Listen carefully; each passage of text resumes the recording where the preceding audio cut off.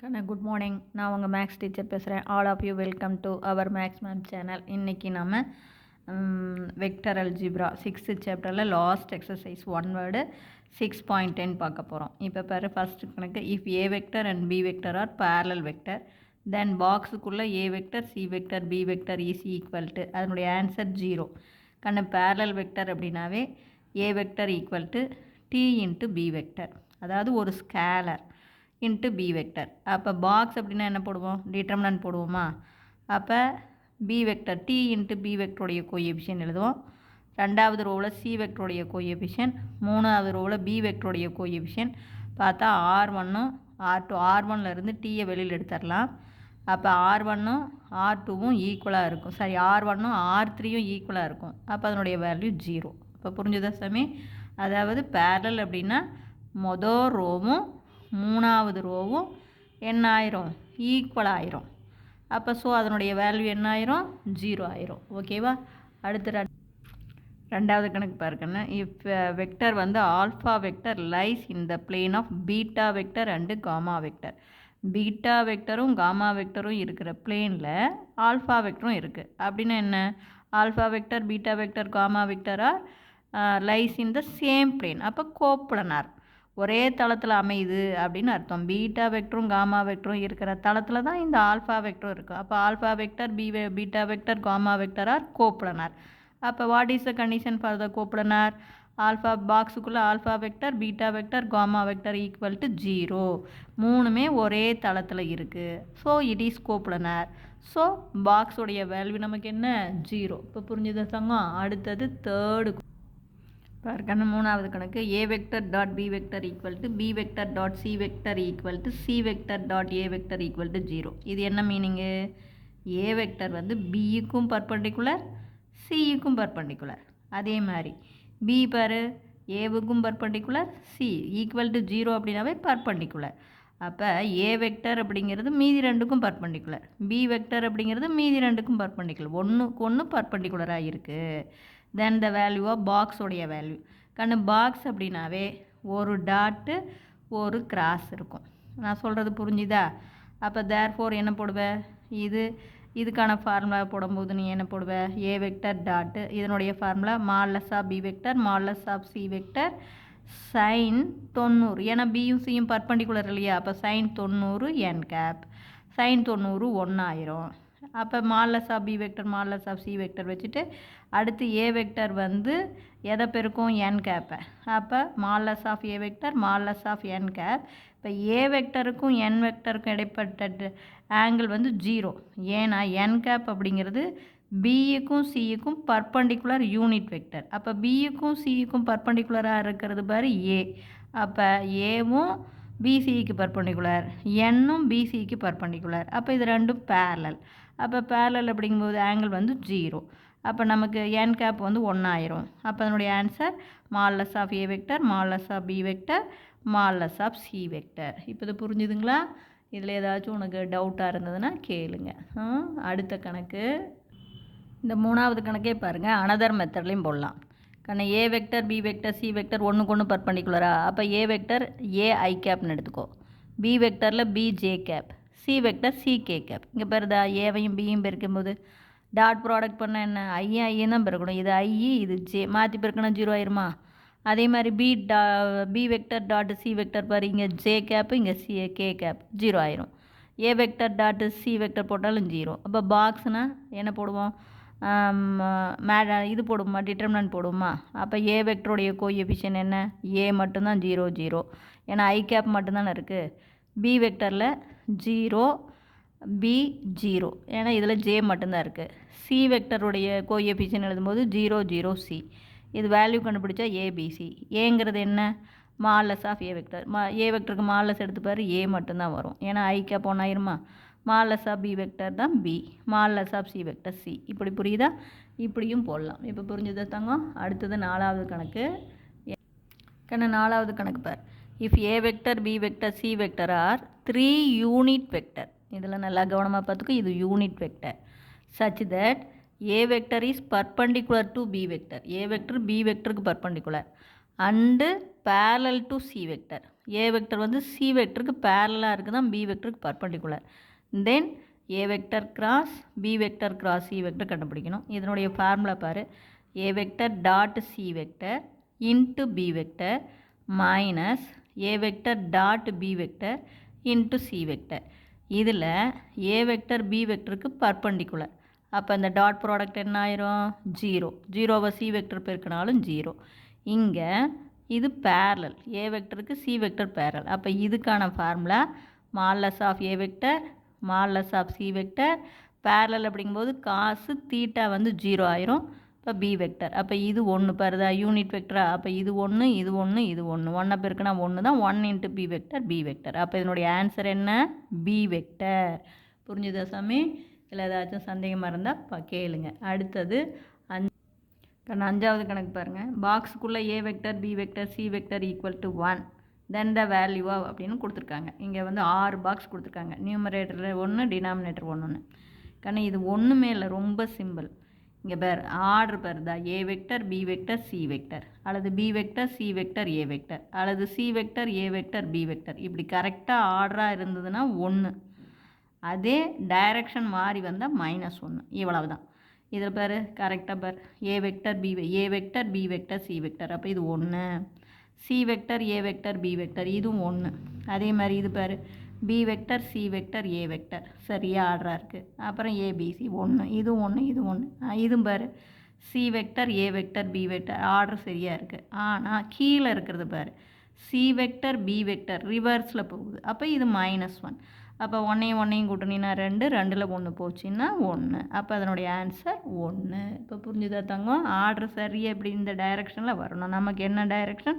Clock wise டைரெக்ஷனில் வரணும். அதே ஆன்டி கிளாக் வைஸ் டைரெக்ஷனில் போச்சுன்னா -1. இவ்வளவு தான். அடுத்த கணக்கு அடுத்து 6th சம் பாரு. The volume of the parallelepiped with edges.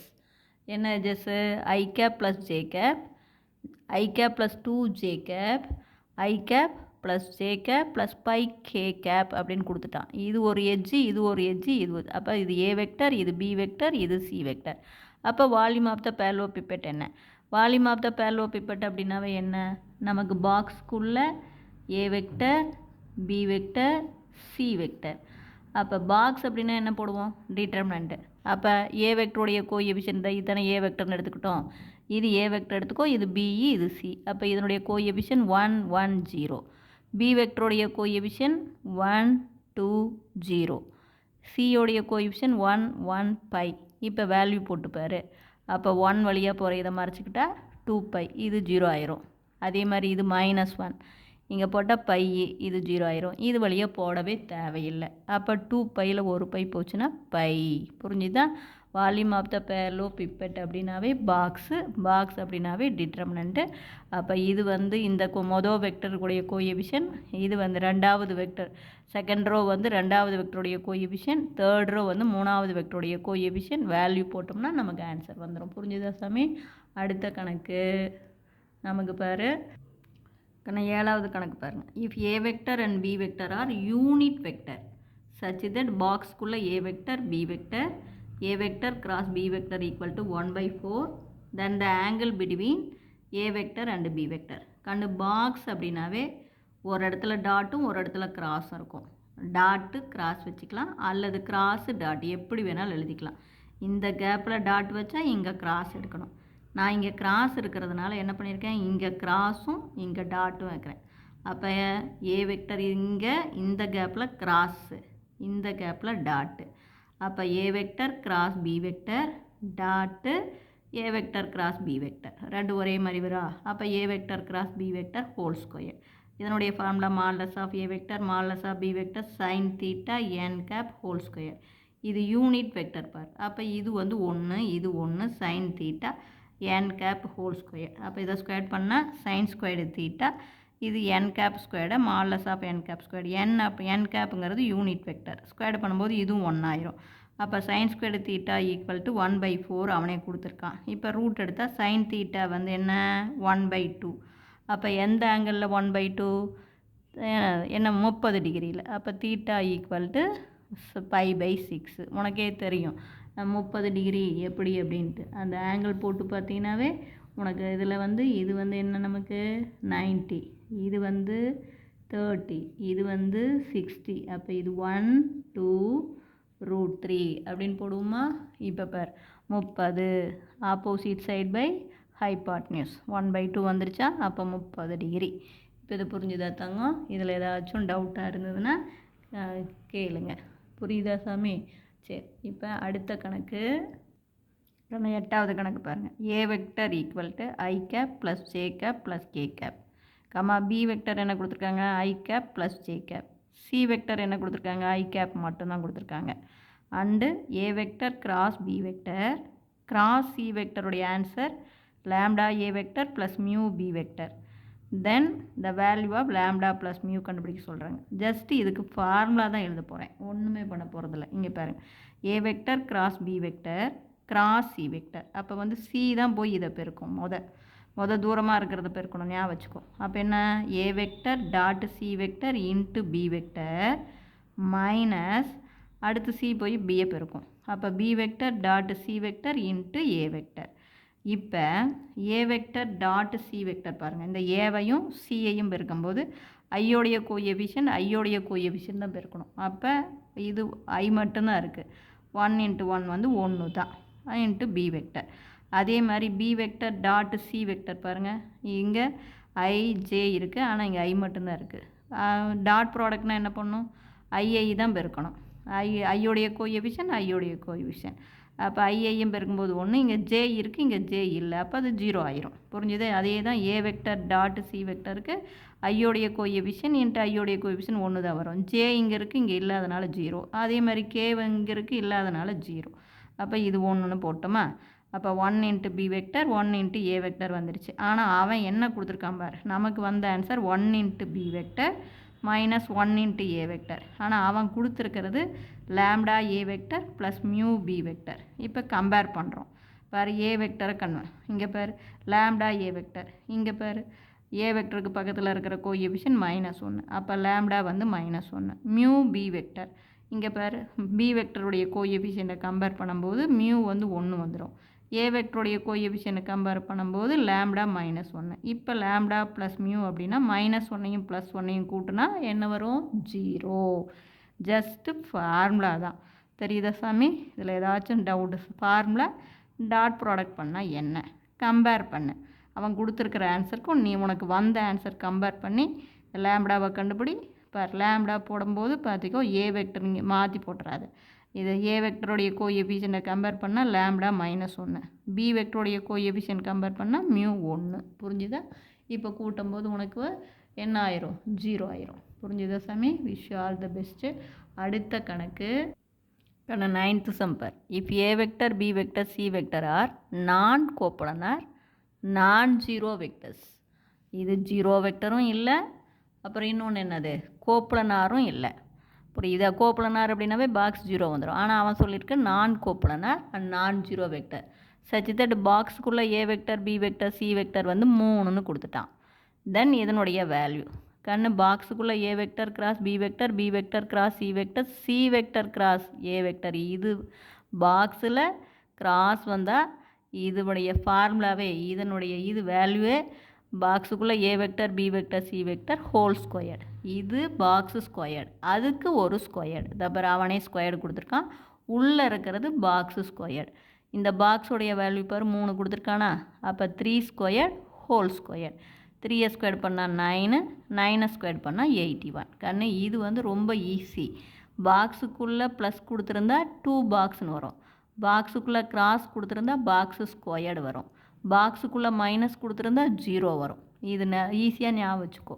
புரியுதா? இதே பாக்ஸுக்குள்ளே A vector minus B vector B vector minus C vector C vector minus A வெக்டர்னா கண்ணை முடிக்கிட்டு நீ 0 போட்டுக்கலாம்.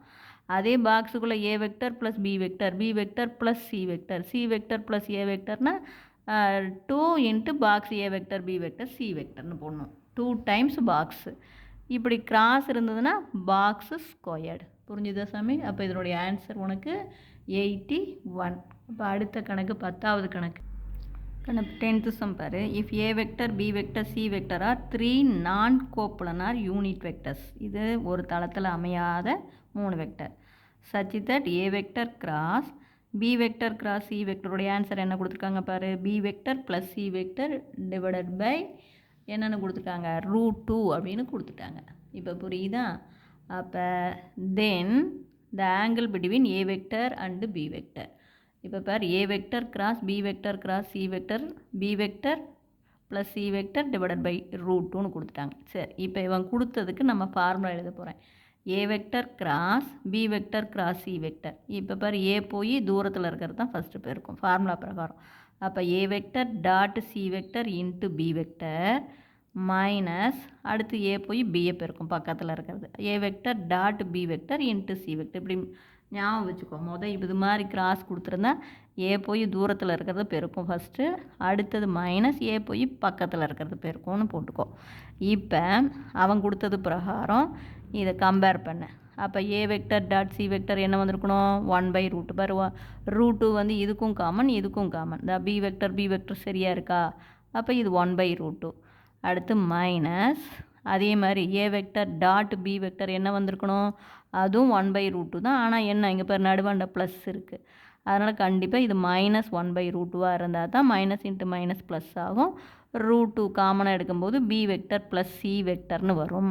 புரிஞ்சுதான் நான் சொல்கிறது கண்ணு? இது 1/√2, இதுக்கும் காமன் இதுக்கும் காமன். அப்போ தேர்ஃபோர் இதுவும் 1/√2 தான், இதுவும் 1/√2 தான். ஆனால் நடுவாண்ட இங்கே ப்ளஸ் இருக்கிறதுனால இது என்ன போடணும், -1/√2. அப்போ தான் மைனஸ் இன்ட்டு மைனஸ் ப்ளஸ் ஆகி B vector plus C vector divided by √2ன்னு வரும்.